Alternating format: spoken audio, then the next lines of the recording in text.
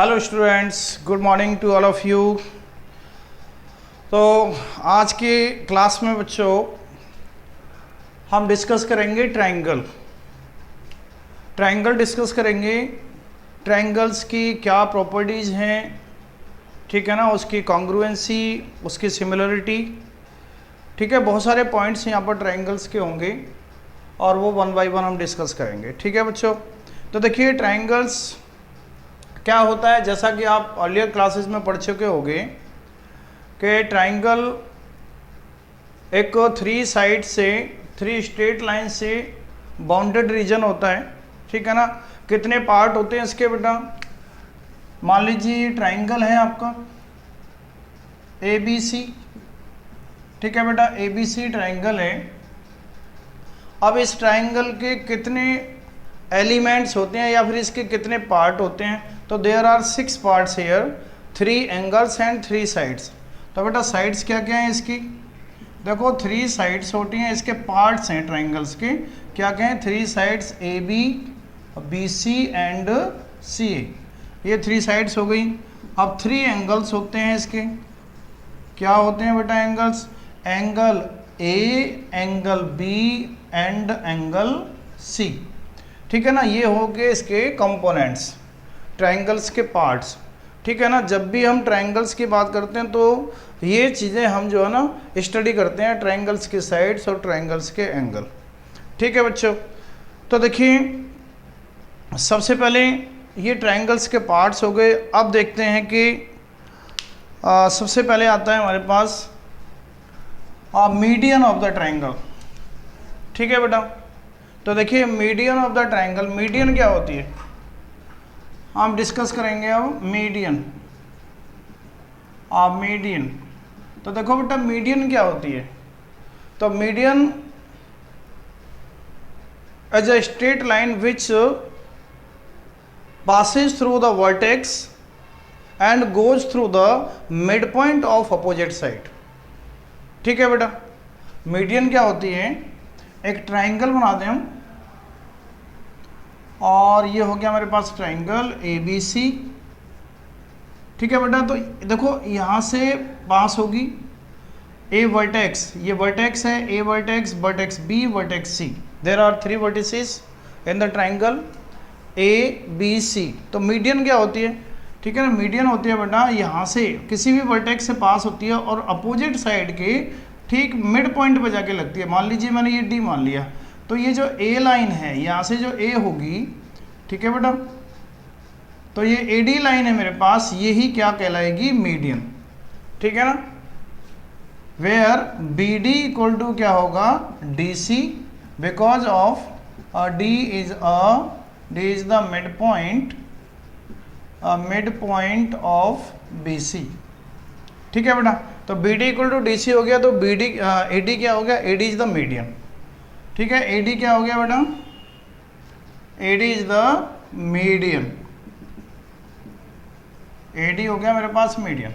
तो ऐसे ही आप ये समझ सकते हो कि इस वर्टेक्स से जो मीडियन जा चुकी है तो उसने ये AD मीडियन हो गई, D क्या है? BC का मिड पॉइंट है, तो एक मीडियन यहाँ से भी पास होगी, ठीक है बेटा। तो ये यहाँ से पास होगी तो इस वाले जो अपोजिट साइड है उसके मिड पॉइंट पे जाके लगेगी। इसको E मान लिया, तो ये जो है ना ये मीडियन हो गई एक, ठीक है ना। तो अब देखो तीसरी मीडियन भी जाएगी, तीसरी मीडियन जब C से पास होगी और इस AB के मिड पॉइंट पे जाके लगेगी, तो इसको मैं F मान लूँगा। तो निश्चित रूप से सर्टेनली, ठीक है ना, ये जो है ना C से जब F पर जाएगी तो ये जो इंटरसेक्शन पहले ही हो चुका है मीडियन का, यहीं से पास होगी, ध्यान रखना। तो ये जो है ना ऐसे करके यहीं से पास होगी बेटा, ठीक है। तो ये जो इंटरसेक्शन पॉइंट है इसको बोलते हैं हम जी नाम देते हैं और इसको सेंट्रोइड का नाम देते हैं, सेंट्रोइड बोलते हैं इसको, ठीक है बेटा। तो AD इज द मीडियन। अब क्या होता है? सेंट्रोइड, ठीक है बेटा। सेंट्रोइड क्या होता है? सेंट्रोइड इसको G से डिनोट करते हैं, कैपिटल G, ठीक है ना। तो ये हो जाता है बेटा it is the intersection point of median, ठीक है। ट्रायंगल की कितनी मीडियंस होती हैं 3, तो किन्हीं दो का इंटरसेक्शन पॉइंट को हम क्या बोलते हैं, जी बोलते हैं। अब ये जो सेंट्रोइड है, ये जो ना इस AD लाइन को 2:1 में डिवाइड करता है, ध्यान रखना। मतलब AG इज टू GD कितना हो जाएगा 2:1, ध्यान रखना। ये जो AD को जो G काट रहा है, जो G डिवाइड कर रहा है, ठीक है ना, G जो है ना AD को भी डिवाइड कर रहा है, BE को भी कर रहा है और CF मीडियन को भी कर रहा है, ठीक है बेटा। तो AG 2 होगा तो GD कितना होगा 1 होगा। मान लीजिए कि AD कितना है मेरे पास 15 है, तो AD 15 है, तो अगर ये 5 हुआ तो इसका मतलब ये 10 होगा, मतलब इसका ये वाला पार्ट डबल होगा। ऐसे ही ये वाला पार्ट x है तो ये 2x होगा, ये भी 2:1 में डिवाइड करेगा और इधर से भी 2:1 में डिवाइड करेगा, ठीक है। तो ये हो गया बेटा मीडियन, और मीडियन से क्या बना सेंट्रोइड। ध्यान रखना मीडियन का इंटरसेक्शन पॉइंट को क्या कहते हैं, सेंट्रोइड बोलते हैं। अब आता है अगला एल्टीट्यूड्स, ठीक है बेटा। अब एल्टीट्यूड्स क्या होते हैं, एल्टीट्यूड और इसको हम हाइट भी बोलते हैं बेटा, ठीक है ना।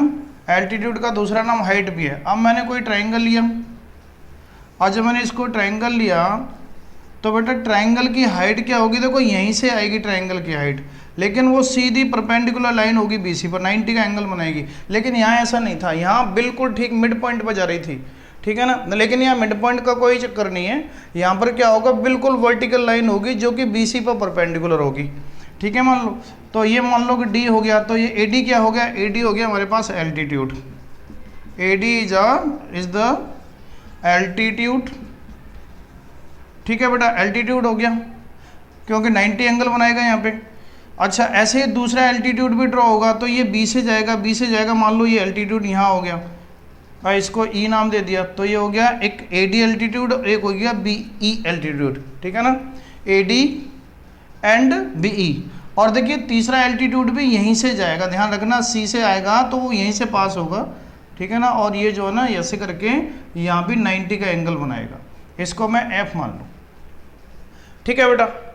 तो ये जो हमारे पास point of intersection of altitude हुआ, इसको बोलते हैं बेटा हम कैपिटल H, ठीक है ना, कैपिटल H। और इसको क्या बोलते हैं, ये AD एल्टीट्यूड हो गया, और एल्टीट्यूड क्या हो गया मेरे पास, AD हो गया, BE हो गया, ठीक है ना, AD BE and CF are the altitudes. ये हमारे पास एल्टीट्यूड्स हो गए, ठीक है बेटा, ये एल्टीट्यूड्स हो गए। अब एल्टीट्यूड्स हो गए, तो अब ये जो एल्टीट्यूड्स ने जहाँ इंटरसेक्शन किया, ठीक है, इनको क्या बोलते हैं, एल्टीट्यूड का जहाँ इंटरसेक्शन हुआ उसको बोलते हैं बेटा ऑर्थोसेंटर, ऑर्थोसेंटर। और ऑर्थोसेंटर को क्या बोलते हैं, कैपिटल H। क्या होता है, it is the intersection point of altitude, ठीक है बेटा। एल्टीट्यूड से जब हम कोई भी दो एल्टीट्यूड जहां भी इंटरसेक्ट करेंगे तो उसको हम क्या बोलेंगे, उसको बोलेंगे ऑर्थोसेंटर, ठीक है बेटा। तो देखिए मीडियन से क्या बना, सेंट्रोइड बना, एल्टीट्यूड से क्या बना, ऑर्थोसेंटर बना, ठीक है। नेक्स्ट है हमारे पास perpendicular bisector, perpendicular bisector, perpendicular bisector means कि perpendicular bisector of a sides का परपेंडिकुलर बाइसेक्टर्स। तो मान लीजिए ABC ट्रायंगल है, ठीक है बेटा, BC का मिड पॉइंट मान लीजिए D है, ठीक है ना, इसका मिड पॉइंट मान लो E है, इसका मिड पॉइंट मान लो F है, ठीक है ना। तो कहने का मतलब वो यहाँ से जाएगा, ठीक है, यहाँ से जाएगा लेकिन परपेंडिकुलर होगा, मान लीजिए कि जैसे ऐसे। तो आप ये ध्यान रखना है कि कोई ज़रूरी नहीं है कि A से जाएगा, इसको कहते हैं परपेंडिकुलर बाइसेक्टर। परपेंडिकुलर का मतलब 90 डिग्री एंगल बनाना, ठीक है ना, बाइसेक्टर का मतलब दो इक्वल पार्ट में डिवाइड कर देना। तो इस लाइन को, ठीक है ना, ये जो साइड है हमारे पास BC साइड को एक तो परपेंडिकुलर होगा इस पर, मतलब 90 का एंगल बनाएगा, और एक इसको दो इक्वल पार्ट में भी डिवाइड करेगा, ठीक है। मीडियन भी देखो यहीं पे आके लगती थी, लेकिन वो यहाँ से लगती थी, वर्टेक्स से आती थी सीधी इस डी पॉइंट पे, लेकिन वो ऐसा नहीं है यहाँ पे। यहाँ पर परपेंडिकुलर ड्रॉ हो रहा है और बाइसेक्ट भी कर रहा है, ऐसे ही यहाँ पर भी परपेंडिकुलर बाइसेक्टर होगा ऐसे, ठीक है ना। ये 90 हो गया। और अब यहाँ से जो तीसरा परपेंडिकुलर बाइसेक्टर जाएगा वो भी यहीं से जाएगा, ठीक है बेटा, ये। और ये भी क्या होगा, परपेंडिकुलर यहाँ पे, ठीक है बेटा। अच्छा यहाँ से नहीं जाएगा, ये मैंने गलती कर दी, यहाँ से नहीं जाएगा, परपेंडिकुलर बाइसेक्टर जो है ना वो यहाँ से जाएगा ऐसे, ठीक है ना, ऐसे। ये 90 होगा, ठीक है ना, क्योंकि वर्टेक्स से कोई ज़रूरी नहीं है कि, हाँ वर्टेक्स से जाएगा कहाँ पर, जब इक्विलेटरल ट्रायंगल होगा तब वो वर्टेक्स से जाते हैं, अदरवाइज नहीं जा सकते, ठीक है बेटा। तो ये जो पॉइंट होगा हमारे पास इंटरसेक्शन पॉइंट, इसको बोलते हैं हम ओ, ठीक है बेटा। तो ये परपेंडिकुलर बाइसेक्टर्स क्या हो गए हमारे पास, AD, ठीक है ना। AD नहीं है, इसको मैं कोई और नाम दे देता हूँ। अब मान लीजिए कि ये पॉइंट P है, ठीक है ना, ये पॉइंट हमारे पास Q है और ये पॉइंट हमारे पास R है। तो देखो PD और QE और RF, these are the perpendicular bisector. और जहाँ पर ये इंटरसेक्शन हो रहा है, इस पॉइंट को हम क्या कहते हैं, सर्कमसेंटर। सर्कमसेंटर इसको बोलते हैं O, ठीक है। सर्कमसेंटर क्या होता है, this is the intersection point of perpendicular bisectors of the sides of the triangle, ठीक है बेटा। तो ये परपेंडिकुलर बाइसेक्टर हो गया। अब आता है नेक्स्ट डायग्राम एक और बना लेते हैं।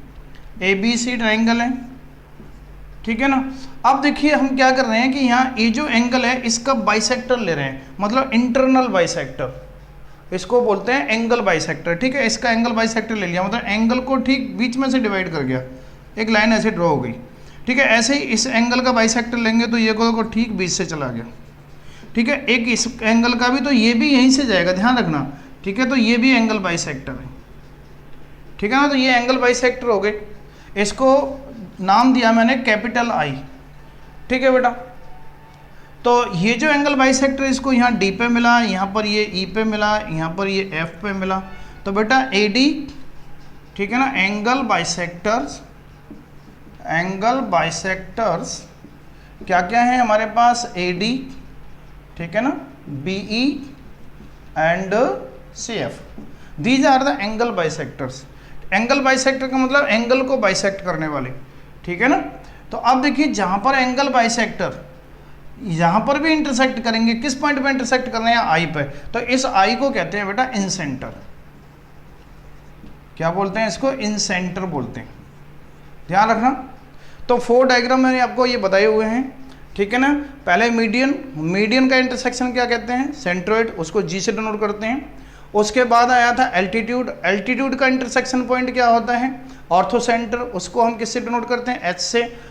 इसके बाद क्या आता है, परपेंडिकुलर बाइसेक्टर ऑफ साइड्स, ठीक है ना। परपेंडिकुलर बाइसेक्टर्स का इंटरसेक्शन पॉइंट क्या होता है, सर्कमसेंटर, उसको सर्कमसेंटर बोलते हैं, ठीक है। फिर आता है एंगल बाइसेक्टर का इंटरसेक्शन पॉइंट को क्या कहते हैं, इंसेंटर, और इंसेंटर को हम I से डिनोट करते हैं, ठीक है बेटा। तो ये चीज़ें आपको समझ में आ गई होगी बेटा, क्लियर हो गई होगी। अब आगे चलते हैं, कॉन्ग्रुएंसी, ठीक है ना, कॉन्ग्रुएंट ऑफ ट्रायंगल, कॉन्ग्रुएंसी। अब कॉन्ग्रुएंसी देखो क्या होती है, कॉन्ग्रुएंसी होती है बेटा कि two figures having same shape and same size are called, two figures having same shape and same size are called congruent figures, ठीक है बेटा। कॉन्ग्रुएंट फिगर्स का मतलब दो फिगर ऐसे कैसे, जिनकी सेम शेप होगी और सेम साइज होगा, तो उसको हम क्या कहेंगे, कॉन्ग्रुएंट फिगर्स।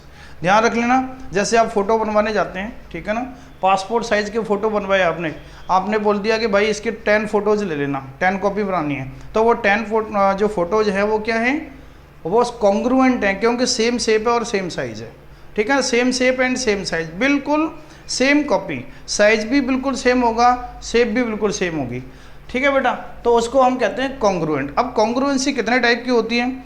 हमारे पास कॉन्ग्रुएंसी होती है 5 टाइप्स की। क्या क्या होती है बेटा? SAS, ठीक है ना, ASA, ठीक है ना, AAS, SSS, और क्या होती है? RHS, ठीक है। इसको कहते हैं साइड एंगल साइड, ठीक है बेटा, ध्यान रखना। इसको कहते हैं angle side angle, angle side angle. इसको कहते हैं angle angle side, angle angle side. और इसको कहते हैं side side side, side side side. और इसको कहते हैं right angle, right angle hypotenuse side, ठीक है बेटा। ये हमारे पास 5 कॉन्ग्रुएंसी हैं, ठीक है, ध्यान रखना है। 5 कॉन्ग्रुएंसी ये बहुत ज़्यादा ज़रूरी है। ट्रायंगल्स की कॉन्ग्रुएंसी को समझने के लिए हमारे पास ये कंडीशंस होती हैं, ये नेसेसरी कंडीशन है, ये सफिशिएंट कंडीशन है। हम कह सकते हैं कि ये अगर हमारे पास सफिशिएंट कंडीशन है कि ऐसे हम ये कह सकते हैं कि वो दोनों फिगर कैसे होंगे, दोनों डायग्राम कैसे होंगे? कॉन्ग्रुएंट होंगे। कैसे यूज़ करते हैं इसका? देखो SAS क्या होती है बेटा? SAS के लिए मैं डायग्राम बनाता हूँ, 2 ट्रायंगल बना लेता हूँ, ठीक है ना, ऐसे, ठीक है ना।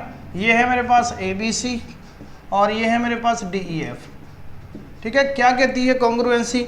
SAS side angle side. इसका मतलब 2 साइड के बीच में एंगल होना चाहिए, ध्यान रखना, जैसा कि यहाँ पे लिखा हुआ है 2 साइड के बीच का एंगल बराबर होना चाहिए, ठीक है ना। तो 2 साइड के बीच का एंगल इक्वल कैसे होगा? तो बेटा 2 साइड के बीच का, देखो मान लो कि ये AB किसके इक्वल है? DE के। तो देखो AB किसके इक्वल हो गई? DE के, ठीक है ना। और BC किसके इक्वल है? EF के।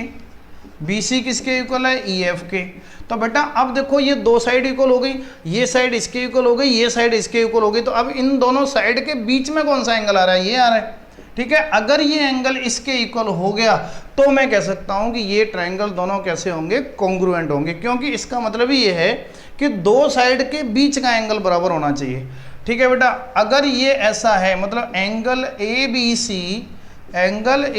इक्वल है एंगल DEF, तो मैं कह सकता हूं कि triangle ABC is congruent to triangle DEF by कौन सी कॉन्ग्रुएंसी?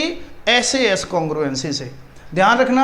अच्छा, अगर ये एंगल इसके इक्वल ना हो करके इसके एंगल के इक्वल हो जाता, ठीक है, मान लो सपोज कर लो कि ये एंगल इसके इक्वल हो जाता, तो ये दोनों ट्रायंगल को मैं कॉन्ग्रुएंट नहीं कह सकता, क्योंकि कॉन्ग्रुएंट तभी कहता है कि दोनों साइड के बीच का एंगल यहाँ और दोनों साइड के बीच का एंगल यहाँ भी इक्वल हो जाना चाहिए था। अगर वो ऐसा नहीं है तो वो कॉन्ग्रुएंट फिगर नहीं है, ठीक है बेटा। अच्छा, तो ये हो गई हमारे पास क्या? SAS। ऐसे ही अब आता है ASA कंडीशन कब बनेगी बेटा? ये दोनों कॉन्ग्रुएंट हो गए। कॉन्ग्रुएंट का साइन ध्यान रखना कि ये कॉन्ग्रुएंट का साइन होता है। अब अगली कंडीशन क्या है मेरे पास? अगली कंडीशन है ASA के लिए। अब ASA क्या होता है? Angle side angle. Angle side angle से मतलब 2 एंगल के बीच में एक साइड, 2 एंगल के बीच में अगर एक साइड है, इक्वल है वो साइड, तो इसका मतलब मैं कह सकता हूं कि यहाँ पर ये दोनों डायग्राम कैसे हो जाएंगे? कॉन्ग्रुएंट हो जाएंगे। मतलब दोनों एंगल इक्वल हैं और उनके बीच की साइड भी इक्वल है। इक्वल रेशियो मतलब नहीं है, इक्वल होना चाहिए। जैसे मान लो कि अब मैं ये कह सकता हूँ कि ये जो साइड है, ठीक है ना, ये एंगल है, तो ये एंगल इसके इक्वल हो गया, ठीक है ना। आप सुनिए मेरी बात, ठीक है बेटा, ये एंगल इसके इक्वल हो गया, ये एंगल आपका इसके इक्वल है, ठीक है, ये एंगल इसके इक्वल है। अब ये जो एंगल है, ये जो एंगल है वो इसके इक्वल है। सपोज कर लो मैंने ये एंगल मान लिया, ठीक है ना। ये एंगल B किसके इक्वल है? एंगल E के। और एंगल C किसके इक्वल है? एंगल D के। मैंने क्या बताया था कि 2 एंगल के बीच में साइड, तो देखो 2 एंगल के बीच में कौन सी साइड है? ये एंगल, तो बीच में साइड ये BC हो गई, ठीक है ना, BC। तो फिर अब ये 2 एंगल यहाँ पर भी थे, तो उनके बीच की साइड कौन सी है? उनके बीच की साइड तो ED है। तो अगर ये ED के बराबर हो जाएगी अगर बी सी ई डी के बराबर हो जाएगी तो मैं कह सकता हूँ कि ये दोनों triangle A B C congruent हो जाएंगे ट्राइंगल डी ई एफ के। समझ गए बेटा? ठीक है ना, ये होती है कॉन्ग्रुएंसी। अब लिखते कैसे हैं ये भी ध्यान रखना है आपको। देखो मैंने ये थोड़ा सा ऐसे गलत लिख दिया है, ठीक है ना, क्योंकि एंगल के हिसाब से लिखा जाता है। देखिए ट्राइंगल मैंने कौन सा लिया था, A B C and D E F. तो देखो ये एंगल इसके इक्वल है और ये एंगल आपका इसके इक्वल है, ठीक है ना, और ये बीच वाली साइड ये वाली इसके इक्वल है। तो मैंने कौन सा लिया, देखो पहले मैंने ट्राइंगल लिया A B C. Triangle A B C congruent है किस ट्राइंगल के? अब देखो सोचो कि मैंने पहले ए पॉइंट लिया, तो ए पॉइंट क्या था, इस साइड के अपोजिट वाला एंगल था। तो इस साइड के अपोजिट वाला एंगल ये लेना पड़ेगा पहले, एंगल ट्राइंगल एफ लेना पड़ेगा, पहले एफ आएगा। क्योंकि देखो दो एंगल के बीच में साइड, दो एंगल के बीच में साइड, तो साइड के अपोजिट में एंगल ए और इस साइड के अपोजिट में एंगल क्या, एफ। तो ये ट्राइंगल एफ आया। फिर मैंने ए के बाद में बी लिखा, तो देखो बी किसके एंगल के बराबर था, ई के बराबर। तो इसका मतलब बी ई के बराबर है, तो यहाँ ई लिखना पड़ेगा। तो ए बी सी को मैं लिखूंगा ट्राइंगल एफ ई और डी, ठीक है ना, क्योंकि सी जो है ना वो डी के इक्वल है, तो सी डी के इक्वल हो गया। तो triangle A B C is congruent to triangle F E D, ये बन गया बेटा, ठीक है ना, ध्यान रखना है। अब आता है एंगल साइड, ठीक है बेटा। एंगल साइड कैसे मिलेगा आपको? एंगल साइड के लिए क्या करना पड़ेगा कि ये हो चुका, ये हो चुका। एंगल साइड क्या होता है कि दो एंगल और उसके बाद साइड, मतलब आपको क्या करना है कि मतलब एक उससे चलना है, ऑर्डर से चलना है। पहले ऑर्डर में क्या है, एंगल, फिर उसके बाद एंगल आना चाहिए, फिर उसके बाद साइड होनी चाहिए। तो देखिए मान लो कि ये एंगल और फिर ये एंगल, ठीक है ना, ये इसके इक्वल, फिर जस्ट इसके बाद जैसे मैं इस ऑर्डर में चल रहा हूँ ऐसे, ठीक है, तो ये एंगल, ठीक है ना, तो ये बीच वाली साइड तो आएगी नहीं क्योंकि एंगल के जस्ट बाद एंगल है। तो एंगल, फिर उसके बाद ये वाली साइड हो गई, ठीक है ना। तो ऐसे ही मुझे यहाँ भी चलना पड़ेगा। तो देखो ये एंगल, ठीक है ना, ये एंगल था, फिर इसके बाद में ये एंगल था, क्योंकि इसको छोड़ो, ठीक है ना, ये एंगल इसके इक्वल, फिर ये एंगल इसके इक्वल। तो मैं यहाँ से चलूंगा ना, एंगल और फिर साइड, तो इसका मतलब ये वाली साइड इसके इक्वल होगी, ठीक है ना। देखो यहाँ से एंगल साइड, एंगल साइड, ठीक है ना, ऐसे करना, ठीक है बच्चों। तो ये जो है ना एंगल बी किसके इक्वल है, एंगल ई के। एंगल सी किसके इक्वल है, एंगल डी के। और ये जो साइड ए सी है वो किसके इक्वल है, डी एफ के, ठीक है बेटा। तो ये क्या बन गया हमारे पास, ये एंगल हो गया और ये भी एंगल हो गया और ये भी ये साइड हो गई। तो एंगल साइड हमारे पास कॉन्ग्रुएंसी लग गई। और एंगल साइड कॉन्ग्रुएंसी से हम कह सकते हैं कि दोनों ट्राइंगल कैसे होंगे, कॉन्ग्रुएंट। कैसे बोलूँगा मैं, ट्राइंगल बी सी ए, ऐसे बोल सकता हूँ, B C A is congruent to triangle. जैसे मैं किस ऑर्डर में चल रहा हूँ, बी सी फिर ये साइड, ठीक है, ऐसे ही मैंने ई डी फिर ये साइड, तो ई डी एफ। तो ये दोनों ट्राइंगल कैसे हो गए, कॉन्ग्रुएंट, ठीक है बेटा। अब आता है एस कॉन्ग्रुएंसी क्या होती है कि जिस ट्राइंगल के ऐसे दो ट्राइंगल जिनमें तीनों साइड फर्स्ट ट्राइंगल की, ठीक है ना, और उनके बिल्कुल सेम होनी चाहिए, बिल्कुल इक्वल होनी चाहिए दूसरे ट्राइंगल की साइड। अगर तीनों साइड दूसरे ट्राइंगल की तीनों साइड के इक्वल हैं तो मैं कह सकता हूं कि ट्राइंगल कैसा होगा, कॉन्ग्रुएंट होगा। मान लीजिए ये हो गया। अब एस कॉन्ग्रुएंसी क्या होगी बेटा हमारे पास, कि मान लीजिए कि ये साइड हमारे पास ए बी किसके इक्वल हो गई, एंगल से मतलब नहीं है यहाँ पर साइड से मतलब, देखो ए बी मान लो कि इसके इक्वल हो गई, मतलब ए बी किसके इक्वल है, ई एफ के इक्वल है, ठीक है ना। और मान लीजिए कि ए सी किसके इक्वल है, डी एफ के इक्वल है। ए सी किसके इक्वल है, डी एफ के इक्वल है, ए सी डी एफ के इक्वल है। और ये जो बी सी है, बी सी किसके इक्वल है बेटा, ई डी के इक्वल है। तो इसका मतलब ये भी साइड इक्वल है, ये भी साइड इक्वल है और ये भी साइड इक्वल, तीनों साइड इक्वल हो गई। इसका मतलब ये साइड कॉन्ग्रुएंसी हो गई। और मैं कह सकता हूँ कि ये दोनों ट्राइंगल कैसे होंगे, कॉन्ग्रुएंट होंगे, मतलब ये साइड इसके इक्वल है। तो कैसे कह सकता हूँ, triangle A B C is congruent to, देखो ए बी, देखो ए बी सी ले रहा हूँ मैं, तो ए किसके ये जो पॉइंट है मेरे पास वो किस साइड के अपोजिट में है, ठीक है ना, किस साइड के अपोजिट में है, देखो इस साइड के, बी सी के अपोजिट में ए है, ठीक है ना। तो देखो बी सी के इक्वल कौन सी साइड थी, ई डी, तो ई डी के अपोजिट में कौन सा एंगल है, एफ है, तो ट्राइंगल एफ, ऐसे लिखूंगा मैं इस कॉन्ग्रुएंसी को। ए बी सी, आप ये देखेंगे कि ए बी सी जब मैं यहाँ इस ऑर्डर को ले रहा हूँ तो वही ऑर्डर इस ट्राइंगल में फॉलो होना चाहिए, ठीक है, ए बी सी। अब मैं ले रहा हूँ बी, तो देखो बी किसके अपोजिट में है, इसके अपोजिट में, तो देखो इसके अपोजिट में ये ई हो गया, तो ये हो गया एफ ई, ठीक है बेटा, और ये डी, तो ये दोनों ट्राइंगल कैसे हो गए, कॉन्ग्रुएंट, ऐसे हो गया, ठीक है बेटा। अब आता है R H S congruency. R H S congruency क्या होता है कि अगर किसी ट्राइंगल, अब ये आर एच एस होता है राइट एंगल ट्राइंगल लेना पड़ेगा, क्योंकि यहाँ पर राइट एंगल है, दो राइट एंगल ट्राइंगल लेने पड़ेंगे। मान लो ये एक राइट एंगल ट्राइंगल ये हो गया, दूसरा राइट एंगल ट्राइंगल ये हो गया, ये हो गया ए बी सी और ये हो गया डी ई एफ, ठीक है।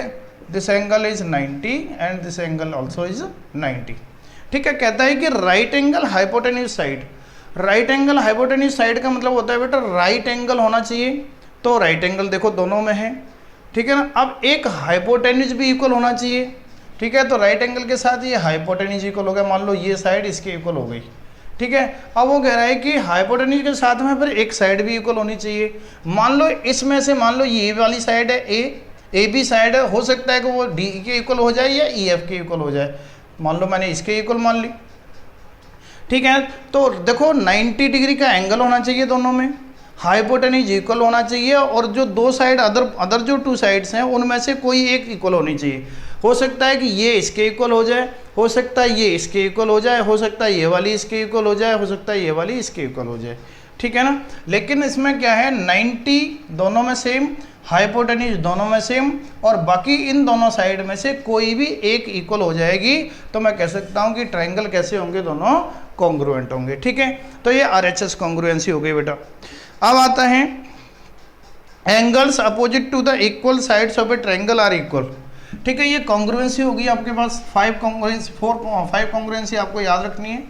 अब आता है, जैसे मान लीजिए कि मेरे पास एक ट्राइंगल है, ठीक है ना, ए बी सी, इसको इसमें क्या गिवन है, A B equal to A C, इसका मतलब A B equal to A C given है, तो ये साइड जो है ना, ये वाली साइड इसके इक्वल है, तो मैं कह सकता हूँ इस ट्राइंगल को कौन सा ट्राइंगल बोलूँगा, आइसोसेलेस ट्राइंगल, ठीक है बेटा, इसको बोलूँगा आइसोसेलेस ट्राइंगल, ठीक है ना, आइसोसेलेस ट्राइंगल बोलूँगा। अब ये आइसोसेलेस ट्राइंगल हो गया। आइसोसेलेस ट्राइंगल में जो दो इक्वल साइड है ना, तो उनके अपोजिट एंगल भी इक्वल होंगे। मान लो ये जो एंगल है ना, इसके सामने का ये वाला एंगल और इसके अपोजिट पे ये वाला एंगल, ठीक है ना, तो angle B equal to angle C भी होगा। ये भी एक प्रॉपर्टी है, ध्यान रखना, अगर किसी ट्राइंगल में दो साइड से इक्वल हैं तो उनके अपोजिट टू एंगल्स भी कैसे होंगे, इक्वल होंगे, ठीक है बेटा। आइसोसेलेस ट्राइंगल की प्रॉपर्टी हो गई। अब आता है हमारे पास अगला सिमिलरिटी ऑफ ट्राइंगल्स, ठीक है ना बेटा। अब सिमिलरिटी देख लेते हैं, सिमिलरिटी क्या होती है, सिमिलरिटी क्या होते हैं, if two figures having same shape, ठीक है ना, आर कॉल्ड सिमिलर फिगर्स, ठीक है बेटा। Two figures having same shape are called similar figures. देखिए सिमिलरिटी का मतलब होता है दो फिगर्स, ठीक है, दो डायग्राम, उनकी शेप कैसी है, बिल्कुल सेम है, शेप सेम है, लेकिन साइज डिफरेंट हो सकता है। मैंने साइज के बारे में यहाँ पर कहा ही नहीं, साइज सेम हो भी सकता है और साइज डिफरेंट भी हो सकता है। तो दोनों ही केस में कैसी कंडीशन बनेगी, सिमिलरिटी बनेगी, सिमिलर फिगर हो जाएंगे। जैसे मान लो कि मैंने फ़ोटो करवाया, ठीक है ना, मैं फ़ोटो स्टूडियो गया, मैंने दो फोटो करवा लिए, एक छोटा और एक बड़ा, एक ही कॉपी की, ठीक है ना, तो इसका मतलब वो दोनों कैसे हैं, सिमिलर हो गए। साइज डिफरेंट हो सकता है लेकिन शेप दोनों की सेम रहेगी, ठीक है बेटा। तो ये ध्यान रखना है आपको सिमिलरिटी। अब सिमिलरिटी कितनी होती है हमारे पास, 3 टाइप की सिमिलरिटी होती हैं। क्या क्या होती हैं, ए, ठीक है बेटा, और एक होती है एस, इसको बोलते हैं एंगल, ठीक है बेटा, इसको बोलते हैं एंगल, इसको बोलते हैं साइड, ठीक है ना, इसको बोलते हैं साइड एंगल, ठीक है बेटा।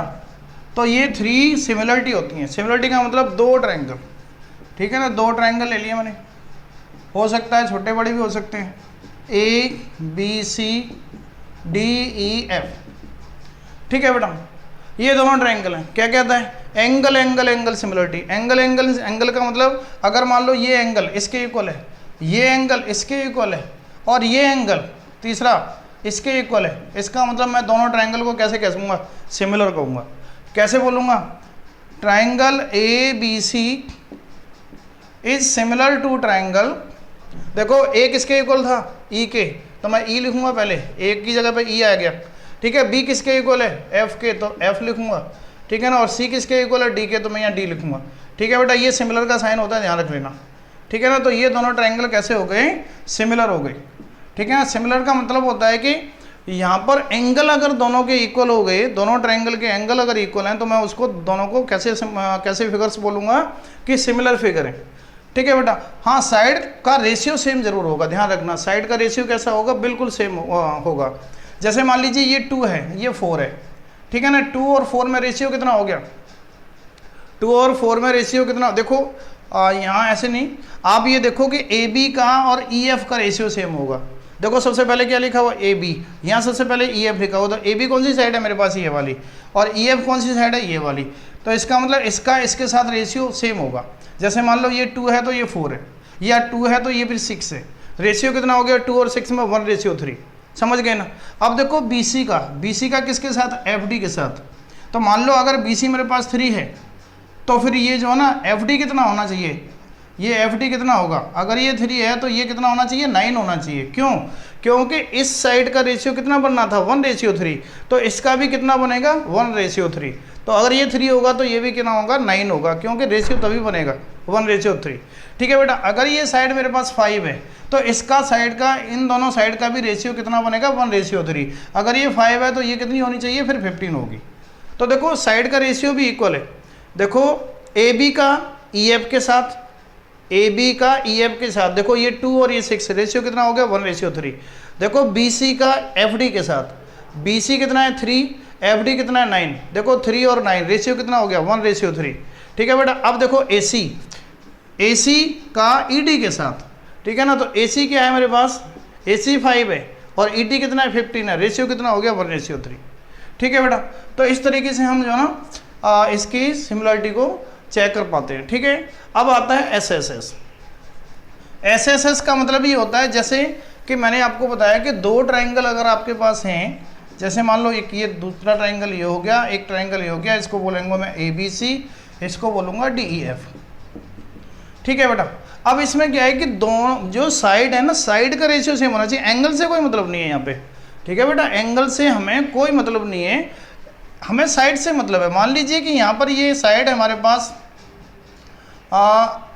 ये जो है ना AB का जो रेशियो है वो DE के साथ सेम है। मान लो कि AB अपॉन क्या है, DE। मान लीजिए कि इसका इसके साथ रेशियो जो आ रहा है, वही रेशियो अदर 2 साइड्स के साथ भी होना चाहिए। मान लीजिए कि जो BC का रेशियो है ना, ये BC का रेशियो कितने के साथ आ रहा है, BC का रेशियो किसके साथ, EF के साथ वही आ रहा है, ठीक है, इक्वल टू।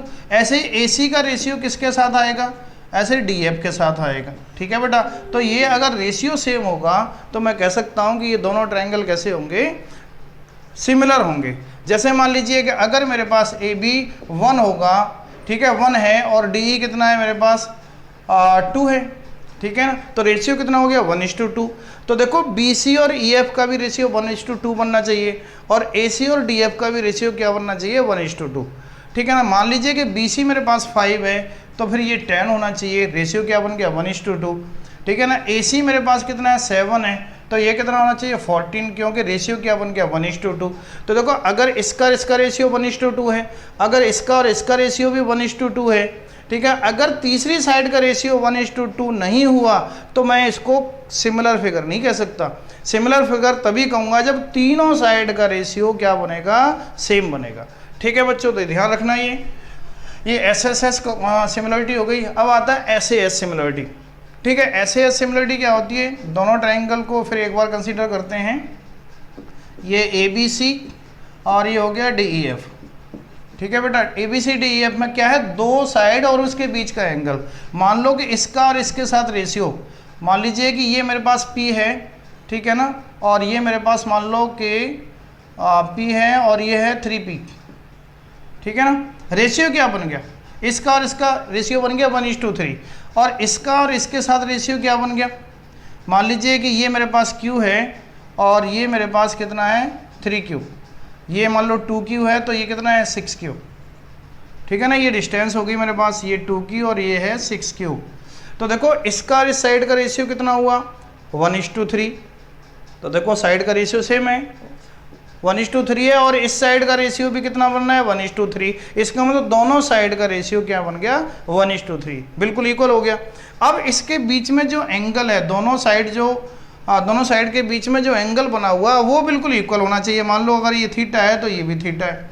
ठीक है ना, तो देखिए एंगल, वो साइड एंगल फिर साइड, साइड एंगल फिर साइड, साइड का रेशियो सेम, एंगल सेम, और फिर दूसरी वाली साइड का रेशियो भी सेम। ठीक है, अगर ऐसा होता है कहीं भी तो मैं उसको कह सकता हूं कि दोनों ट्रायंगल कैसे होंगे, सिमिलर होंगे। ठीक है बेटा, अब आता है एक थ्योरम है हमारे पास, इसके आगे आती है बेटा एक थ्योरम।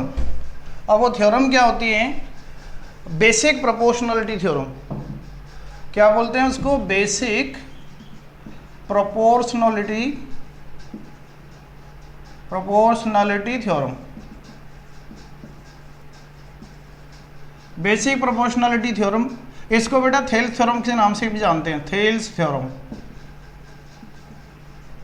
के नाम से भी जानते हैं। ठीक है, क्या होती है थेल्स थ्योरम, देखिए मैं इसका एक रिजल्ट आपको बता देता हूँ। ABC, this is a triangle. ठीक है ना, मान लो ये स्केलिन ट्राइंगल है। ठीक है ना, BC के पैरेलल, ठीक है ना, BC के पैरेलल मैंने एक लाइन ड्रॉ की है जो अदर टू साइड को भी इंटरसेक्ट करेगी। ठीक है ना, BC के पैरेलल मान लो कि मैंने एक लाइन ऐसे ड्रॉ कर दी। ठीक है ना, इसको अदर टू साइड को, जैसे AB और AC को मान लो D और E पॉइंट पे इंटरसेक्ट कर रही है। ठीक है ना, DE लाइन कैसी है, in triangle ABC DE is parallel to BC। ठीक है बेटा, ये गिवन है आपको, D जो है ना पैरेलल है, ये गिवन है कि DE क्या है, BC के पैरेलल है। तो अब देखिए D और E क्या है, AB और AC के पॉइंट्स हैं, AB और AC लाइन पे साइड्स पर पॉइंट हैं। तो देखिए ये जो रेशियो बनेगा, ठीक है, थेल्स थ्योरम क्या कहती है, बेसिक प्रोपोर्शनलिटी थ्योरम, कि ये जो रेशियो बनेगा मेरे पास AD और DB का, जो रेशियो इन दोनों में रहेगा, इन दोनों साइड के बीच में, वही रेशियो इन दोनों साइड के अंदर रहेगा। ठीक है, यही कहती है बेसिक प्रोपोर्शनलिटी थ्योरम। क्या होती है, AD अपॉन DB। ठीक है ना, और यही रेशियो कहाँ रहेगा, AE अपॉन EC। अब इसको मैं क्या कर सकता हूँ, इसको रिवर्स भी लिख सकता हूँ। कैसे, DB अपॉन AD, इससे कोई फर्क नहीं पड़ेगा। ठीक है ना, EC अपॉन AE। ठीक है बेटा, ऐसे भी लिख सकता हूँ। अब मैं क्या कर सकता हूँ कि इसमें मैं 1 ऐड कर दूँ, मान लो DB upon AD plus 1 equal to EC upon AE plus 1। तो बेटा इसको मैं एलसीएम लेके सॉल्व करूँगा तो DB प्लस AD कितना हो जाएगा, AB हो जाएगा। DB प्लस AD कितना हो जाएगा, AB upon AD equal to EC plus AE कितना हो जाएगा, AC हो जाएगा, AC अपॉन AE।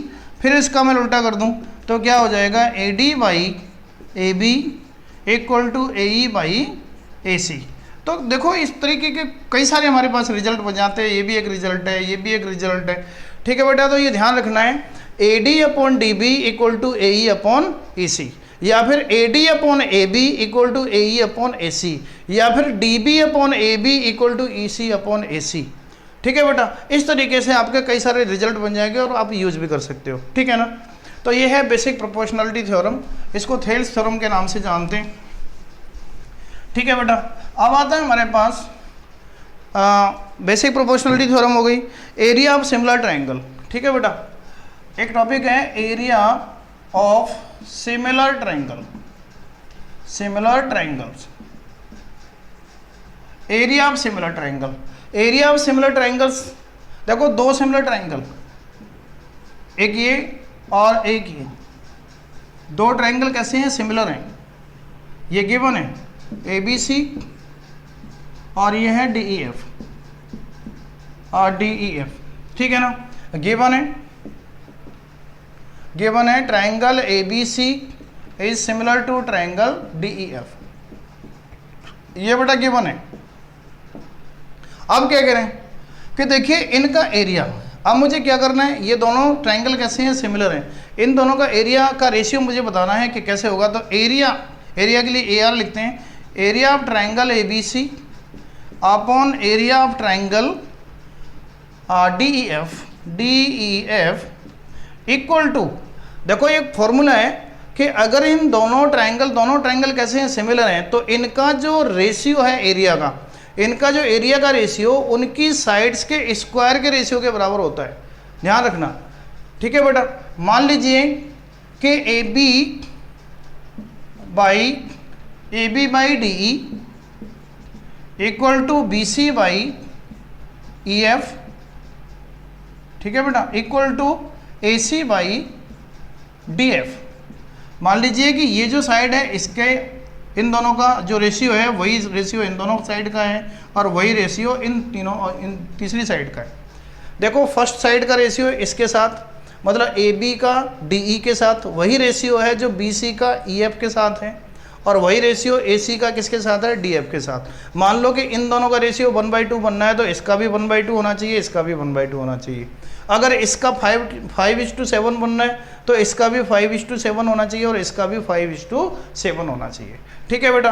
तो इस तरीके से हमारे पास क्या हो जाएगा, ये क्या ट्रायंगल कैसे बन जाएंगे, सिमिलर ट्रायंगल बन जाएंगे। तो अब देखो इनका एरिया का जो फॉर्मूला होता है, मैं क्या कर सकता हूँ कि AB² बाई DE स्क्वायर, मतलब इनकी साइड्स जो भी दे रखी होंगी उनका स्क्वायर कर दो तो इनका एरिया का रेशियो आपको मिल जाएगा, इक्वल टू चाहे आप BC² अपॉन EF स्क्वायर कर दें, ठीक है, चाहे आप AC² अपॉन DF स्क्वायर कर दें, ठीक है बेटा। तो ये जो है आपको इसका फॉर्मूला मिल जाएगा, ठीक है ना, इसका रेशियो मिल जाएगा आपको। ट्रायंगल के दोनों ट्रायंगल के एरिया का अगर आपको रेशियो चाहिए तो आपको क्या करना है, जिनका जो रेशियो सेम है ना, जो प्रोपोर्शनली इक्वल है, ठीक है ना, दोनों साइड जो प्रोपोर्शनली उनका रेशियो सेम है, उनका स्क्वायर करने पर आपको क्या मिल जाएगा, दोनों ट्रायंगल के एरिया का रेशियो मिल जाएगा। मान लीजिए कि ये 5 है और ये हमारे पास 7 है या 6 है, 5:6 का रेशियो है, ठीक है ना। तो अगर इन दोनों ट्रायंगल के एरिया का रेशियो क्या हो जाएगा, 25:36, ये रेशियो हो जाएगा एरिया का, क्योंकि ये दोनों साइड कैसी थी, प्रोपोर्शनली इक्वल है, ये दोनों प्रोपोर्शनल हैं और ये दोनों प्रोपोर्शनल हैं, ठीक है ना। तो अब देखिए इन दोनों का स्क्वायर कर दो बस, तो वो रेशियो जो आएगा हमारे पास वो एरिया का रेशियो हो जाएगा, ठीक है बेटा। तो इसको कहते हैं एरिया ऑफ सिमिलर ट्रायंगल। कैसे फाइंड करना है, केवल आपको स्क्वायरिंग कर देना है, ठीक है। अब आता है आपका पाइथागोरस थ्योरम, ठीक है ना। पाइथागोरस थ्योरम क्या होती है बेटा, पाइथागोरस थ्योरम देखो राइट एंगल में लगती है बेटा, ध्यान रख लेना। पाइथागोरस थ्योरम राइट एंगल में लगती है, ABC, ठीक है ना, ये राइट एंगल हो गया। तो पाइथागोरस थ्योरम क्या कहती है पता है आपको, कि in a right angle triangle the square of hypotenuse, ठीक है ना, the square of hypotenuse is equal to sum of the squares of other two sides, ठीक है ना। ये होती है हमारे पास पाइथागोरस थ्योरम। मतलब आपको क्या करना है कि हाइपोटेन्यूज कितना है बेटा, हाइपोटेन्यूज क्या है आपके पास AC, ठीक है ना, और इसको मैं परपेंडिकुलर मान लूँ। परपेंडिकुलर क्या है मेरे पास AB, और बेस कितना है मेरे पास बेटा BC, ठीक है ना। तो ये तीनों हो गए।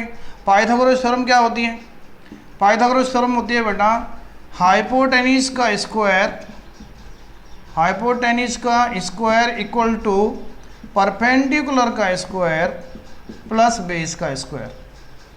ठीक है बेटा, तो देखो हाइपोटेनिस को मैं h मान लूँ तो ये h square equal to perpendicular को p मान लूँ p स्क्वायर प्लस बेस को मैं b मान लूँ तो b स्क्वायर। तो ये बेटा क्या होती है पाइथागोरस थ्योरम, ध्यान रखना। ठीक है ना। अब इसमें से कभी भी आपको ध्यान रखना है कि h स्क्वायर अगर आपको हाइपोटेनिस निकालना है तो हाइपोटेनिस कैसे निकलेगा, under the root of p square plus b square. ठीक है, अगर आपको p स्क्वायर फाइंड करना है तो h स्क्वायर में से b स्क्वायर माइनस कर देना, अगर आपको b स्क्वायर निकालना है तो h स्क्वायर में से p स्क्वायर माइनस कर देना। दो रिजल्ट आ गए यहाँ से। तो यहाँ से देखो p की वैल्यू कितनी आ जाएगी बेटा, p की वैल्यू हो जाएगी under root h square minus b square. यहाँ से p की वैल्यू कितनी हो जाएगी, under root h square minus p square. ठीक है ना। तो ये पाइथागोरस थ्योरम होती है। ठीक है, कभी कभी इसका प्रूफ अभी आ जाता है तो वो भी आप सीख लेना। ठीक है ना। प्रूफ के लिए कुछ नहीं ज़्यादा कुछ नहीं करना होता। देखो मैं थोड़ा सा बता देता हूँ आपको कि ये जो हमारे पास एक राइट एंगल ट्राइंगल हो गया, ठीक है ना, इसको मैंने ए मान लिया, इसको बी मान लिया, इसको सी मान लिया। बी पे राइट एंगल है, यहाँ से एक परपेंडिकुलर ड्रॉ कर दिया मैंने। ठीक है बेटा, तो इसको मैं डी पे मिल गया। ठीक है ना, तो ये परपेंडिकुलर है तो ये 90 हो गया, ये 90 हो गया। अब मैं कौन सा ट्राइंगल ले लेता हूँ, A D B, in triangle A D B and triangle A B C. देखो एक तो ए डी बी ले लेता हूँ और एक ए बी सी पूरा ले लेता हूँ। ठीक है ना। तो आपको पता है कि इस ए डी बी का जो हाइपोटेन्यूज है वो कितना है, ए बी। ठीक है ना। अब देखो मुझे चेक करना है सबसे पहले कि क्या ये दोनों ट्राइंगल सिमिलर हैं कि नहीं है। तो देखो सिमिलर क्यों हैं, देखो इसका ए डी बी का एक एंगल है, angle A D B equal to, और इस पूरे का A B C angle A B C. देखो ईच 90 है कि नहीं है, ईच 90 डिग्री, समझ गया। ठीक है बेटा, ये देखो ए डी बी ट्राइंगल का ये 90 है तो ए बी सी का पूरे का ये 90 है, तो एक एंगल इक्वल मिल गया। अच्छा ये जो एंगल है बेटा वो कॉमन हो गया, angle B A D equal to angle, अब बी ए डी क्या हो गया, बी ए सी के बराबर हो गया, एंगल बी ए सी के बराबर हो गया। तो देखो दो एंगल इक्वल मिल गए, दो एंगल इक्वल मिल गए, तो इसका मतलब ये वाला एंगल इसके इक्वल हो जाएगा। ठीक है बेटा, क्लियर हो गया। तो ये सिमिलरिटी हो गई। देखो दो एंगल ही इक्वल मिल जाए ना तो इसका मतलब वो सिमिलर ट्रायंगल हो जाते हैं। ठीक है, तो अब दोनों सिमिलर हो गए। तो देखिए इसका हाइपोटेन्यूज क्या है, ए बी अपॉन, इसका हाइपोटेन्यूज क्या बेटा, ए बी, और अपॉन में इसका देखो हाइपोटेन्यूज ले लिया मैंने, और इस वाले जो ये वाला एंगल है ना मेरे पास, ये वाला एंगल, इसके जस्ट अपोजिट वाली साइड क्या है मेरे पास, ये है बी डी। ठीक है ना, तो ये हो जाएगा बी डी। ठीक है ना, A B by B D. अब इसका हाइपोटेन्यूज क्या था मेरे पास, ए सी, अपॉन क्या हो जाएगा, अब ए सी हो जाएगा तो इसके जस्ट साइड क्या है, बी सी। ठीक है ना, बी सी हो गई, और इक्वल टू एक कंडीशन और हो गई मेरे पास, कौन सी, कि इसके जस्ट अपोजिट साइड क्या है मेरे पास, ए डी अपॉन में, और इसके इक्वल कौन सा एंगल था, ये, तो इसके जस्ट अपोजिट क्या हो गई, ए बी। तो आप इन दोनों को ले लो, बस इसकी ज़रूरत नहीं है। ठीक है बेटा, तो इससे मैं क्रॉस मल्टीप्लाई कर दूं तो क्या हो जाएगा, A B square equal to B D into A D, B D into A D. Equation 1 हो गई। अब मैं दूसरा ट्राइंगल ले लेता हूँ, इन ट्राइंगल, देखो अब ट्राइंगल ले रहा हूँ B D C and triangle A B C. ठीक है बेटा, अब ये दोनों ट्राइंगल ले लिया मैंने, B D C and A B C. अब मैं क्या करूँगा कि अब देखो फिर इसको दोनों को मैं क्या करूँगा, सिमिलर प्रूव करूँगा। ये वाला ट्राइंगल, ठीक है ना, और इस पूरे के सिमिलर है कि नहीं है, तो बिल्कुल है। देखो ये 90, इसका एक 90, और ये कॉमन हो गया नहीं हो गया। तो बेटा मैं क्या कर सकता हूँ, इसमें रेशियो सेम होगा ना साइड्स का जब सिमिलर होते हैं ट्राइंगल, तो इसका हाइपोटेन्यूज क्या हो गया, बी सी, अपॉन इसका पड़ेगा हाइपोटेन्यूज कितना हो गया, ए सी, इक्वल टू इसके अपोजिट क्या हो गया, एंगल ये कॉमन हो गया ना, तो इसके अपोजिट क्या हो गया, बी डी, अपॉन इसके अपोजिट क्या हो गया ए बी, ठीक है ना। और ये वाला एंगल, ठीक है ना, ये वाला एंगल किसके इक्वल हो गया, ये वाला एंगल हो गया हमारे पास, ठीक है ना, ये तो कॉमन हो गया और ये हो गया इसके इक्वल, ठीक है ना। तो इसका मतलब ये हुआ कि इसके बी डी के साथ कितना आएगा, इसके साथ बी डी और ये अपॉन ए बी और इक्वल टू इसके अपोजिट डी सी अपॉन, और डी सी के अपोजिट इसके ये जो है ना एंगल किसके इक्वल है, बी सी। तो ये बी सी हो गया, ठीक है, D C by B C. तो लेकिन इसको ज़रूरत नहीं है, आप कोई भी दो साइड ले सकते हैं, तो मुझे इनकी ज़रूरत है तो ये ले लिया। अब इनसे क्रॉस मल्टीप्लाई करके मेरे को क्या मिल जाएगा, B C square equal to A C multiply D C. तो इक्वेशन नंबर 2 हो गई। अब दोनों को ऐड कर देना है, तो बेटा A B square plus B C square equal to, इन दोनों का ऐड कर दूं तो कितना हो जाएगा, B D multiply A D plus A C multiply C D, ठीक है ना। तो ये बन जाएगा B D multiply A D, B D, अब देखो ये बन जाएगा मेरे पास A B square equal to B D multiply A D हो गया, ठीक है, और इसका हो गया B C square equal to A C multiply D C, ठीक है बेटा। तो देखो इसको, ये रिजल्ट हमारे पास क्या आ जाएगा, ए सी स्क्वायर आना चाहिए। तो देखो ए सी मेरे पास नहीं है यहाँ पे कहीं, बी डी सी डी है, अच्छा बी डी मेरे पास है यहाँ पे, बी डी आ गया, और ये बन जाएगा A D plus D C, A D plus D C, तो मेरे पास है, और एक A C B D plus A C, A D plus D C आ जाएगा, ए डी है और डी सी है, ठीक है बेटा।